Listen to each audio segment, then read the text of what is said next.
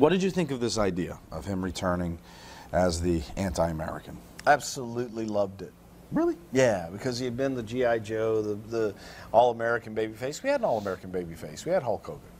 And I think that people kind of were regurgitating that rah-rah American sentiment prior to that. Now, of course, you bring him back as a heel and we go to war and things like that. But yes, we'll get to that. Yeah, I thought it was great at the time. I mean, it was just a departure from what he had been doing, and I thought Sarge was always a much better heel than babyface. Was Sarge okay with it? Yes, loved it. He made a whole secondary career, though, of being like a patriotic icon and getting extra work and stuff outside of wrestling from it. Now he's basically going to have to forfeit that.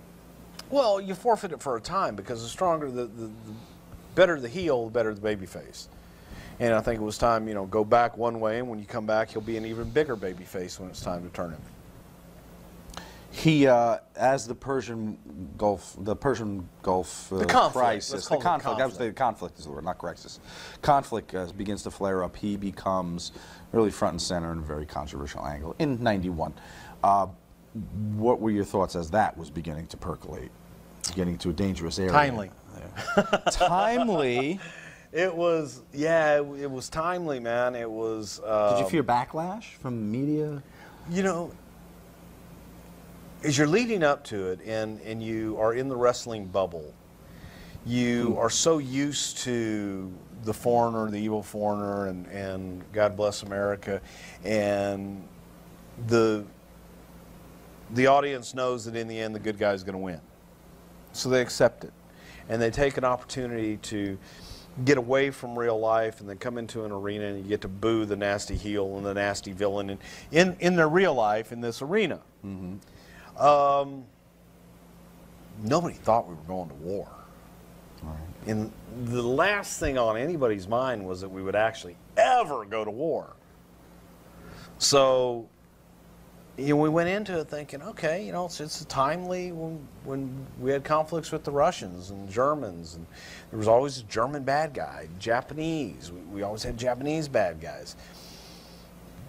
That's how we looked at it. So you're going to have an Iraqi sympathizer who's a bad guy because we're at odds with them. And then it got real. Yeah. And people losing their lives and different time, different place, man. 50s, 60s, 70s, you could do that. Right. But this was now the 1990s, and war had been so far removed from our common day. You know, I mean, people had gotten comfortable with Vietnam not being in the news every night. You know, you've gone now 20 years without war. It's a whole new generation, man, and it stung. It stung.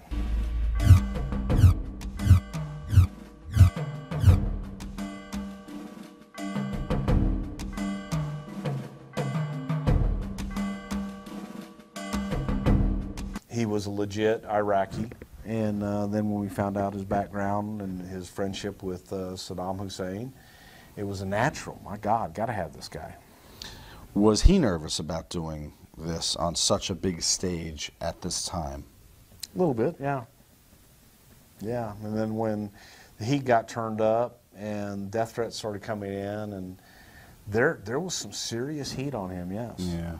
But at the same time, the money was good. Mild-mannered guy. Yep. He was a panelist at our Ring Roasts 1, if you want to pick that up, the comedic tribute to the Iron Sheik. And you haven't lived until you've seen the comedic stylings of a stand-up set done by Adnan Al-Kaisi. I'll bet.